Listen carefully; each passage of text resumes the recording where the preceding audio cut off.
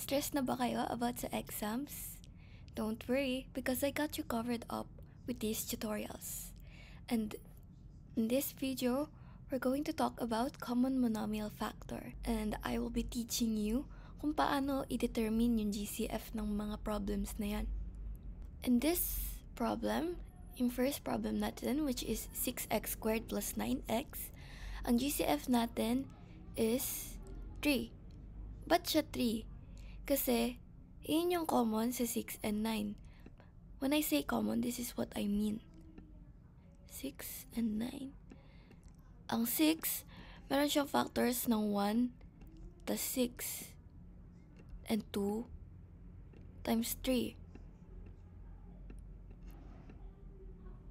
Then yung 9, meron tayong factors niyan ng 1 times 9, and 3 times 3. Pag hinanap niyo yung number na common sa kanilang dalawa and yung pinakamataas, that would be 3. It can be 1, pero mas mataas yung 3. Kaya nga natin tinawag na GCF kasi greatest. Reminder lang na every number, meron silang common factor which is 1. Lahat ng number. Pero in this case, 3 yung GCF natin. So, yun yung gagamitin natin. 3. Then, check nyo if may variable yung both terms natin. As you can see, merong x squared sa first term. Then sa second term, may x tayo. So, meaning to say na ang variable natin ilalagay is x. Pero, let's say na ang situation natin is walang x yung second term. Let's say na 6x squared plus 9 lang siya. Automatically, mawawala na yung x sa GCF. Ang GCF, magkakaroon lang siya ng variable if yung both terms mo ay may variable. Pero if yung isa, wala. Meaning to say, wala ring variable yung GCF mo. Pero in this case, I've mentioned this na yung both terms mo ay may variable, meaning to say na may variable din yung GCF mo. Then, how about the exponent? Paano mo malalaman kung ano yung greatest common factor ng exponent ng ng variable? Rather, hahanapin nyo lang yung mas pinaka-mababa na exponent. Ano yung mas mababa? 2 or 1? Of course, that's 1. So, ang kokopyahin mo is yung variable ng second term which is x. Ngayong nalaman na natin yung GCF, we can proceed na sa mismong pagfa-factor. So, yung 3x na yan, i-divide mo sa both terms, the first and second term. So, it will be 6x squared. Pasensyahan nyo na po yung handwriting ko. Nasa laptop po kasi ako and yung voice ko rin. Pagpasensya na rin kasi malat ako ngayon. The second term, 9x divided by 3x. Para ma-divide natin yan, unang step, i-divide natin yung whole numbers which are 6 and 3. 6 divided by 3 is 2. Then, para ma-divide natin yung mga variable, subtract lang natin yung exponents nila. So, 2 minus 1 is 1, simply x. Then, sa second term, 9 divided by 3, that's 3. Then, magkamukha sila, yung x, pwede nating i-cancel. So, wala na tayong ilalagay. Ba't walang ilalagay? Kasi, ganito yan. X, yung exponent na to, which is 1, exponent din na to, which is 1, minus mo yun, diba? So, it would be x na may 0 sa taas. That is simply 1. And yung 1 na yan, imumultiply mo dito, magiging 3 lang din. So, huwag nyo na pahirapan yung sarili nyo, i-cancel nyo na lang yan. So, ngayong na-determine natin yung GCF, lagay na natin siya sa loob ng ating parenthesis. Parenthesis over there, then i-close natin siya dyan. Yung first term, ang GCF natin, pagka dinivide mo siya sa GCF natin, ang makukuha is 2x. Yun yung una. 2x. Tapos ang sign, positive, lalagay natin dyan, bring down nyo lang. Then, yung second term, pag dinivide natin siya sa GCF, ang nakuha natin is 3. Lalagay nyo lang dyan. Then, this is the final answer. Yay! Kung gusto niya siya i-check, you can use the distributive method. Para gawa niyo yung distributive method, imumultiply nyo lang itong GCF natin sa mga factored, nakuha nating factored forms. So, yung 3x, multiply sa 2x, 3 times 2, that is 6. Then, pag minultiply natin yung variables niya, kabaliktaran ang ginawa natin sa division, pinag-subtract natin yung exponents. Ngayon, pag-a-add natin yung exponents, so 1 plus 1, that is 2. So, magiging x squared na siya. Then, yung plus, baba nyo lang. Then, sa second term, multiply natin sa GCF, 3 times 3, that is 9. Then, copy nyo lang yung x kasi wala naman tong variable. Then, check kasi parehas naman sila.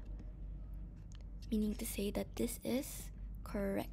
Now, moving with our second term, meron tayong dalawang variables, pero wag kayo malilito, simple lang yan. Ngayon, hanapin natin yung GCF ng dalawang to. Ang 12, meron tayong factors niyan, which are 1 times 12, 2 times 6, and 3 times 4. While yung 3 natin, prime number, meaning to say, pwede lang siya i-multiply. Ang factor niya lang is always 1 and itself. Yun yung meaning ng prime number, guys. So, check natin. Yung 1, common, pero may mas mataas. Yung 3, common. So, yun na yun agad. Kasi yun lang naman yung factors ng 3. So, lagay natin yung GCF nilang 3.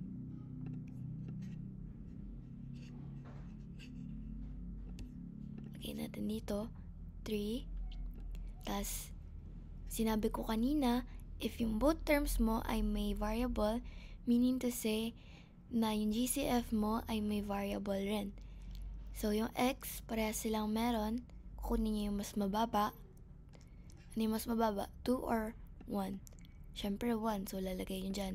X. Then, dito, so y, parehas silang may y, diba?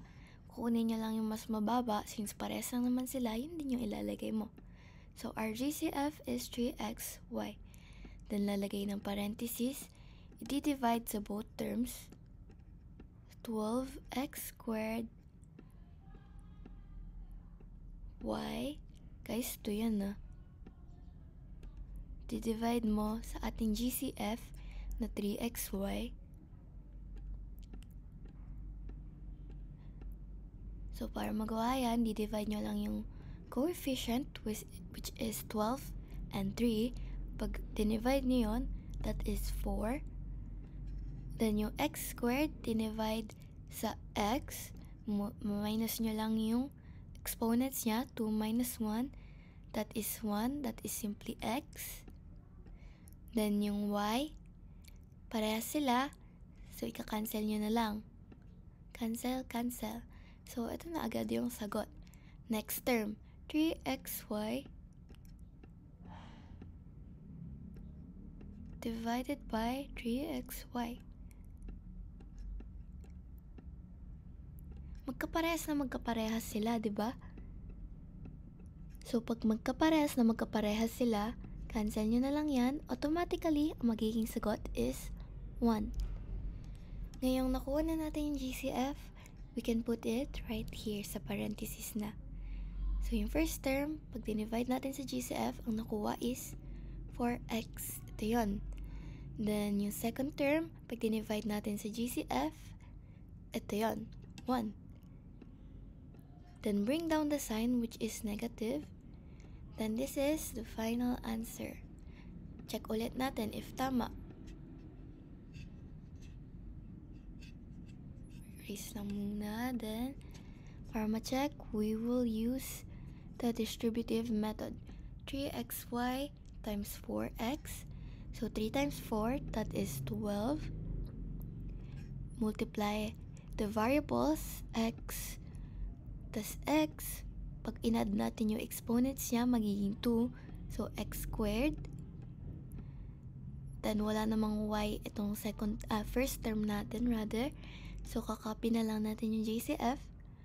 Y, then bring down the sign. Then, multiply 3xy by 1. That is 3xy itself. Anything multiplied so 1 is itself. Okay? Don't be confused, guys. So, parehas, meaning to say that our solution or yung ginawa nating meaning to say na this 3xy times 4x minus 1 is the factor or yung factored form ng 12x squared y minus 3xy. So, yun lang naman yun for common monomial factor. Basic, diba? Okay, bye-bye. Bye-bye. Sana na-gets nyo.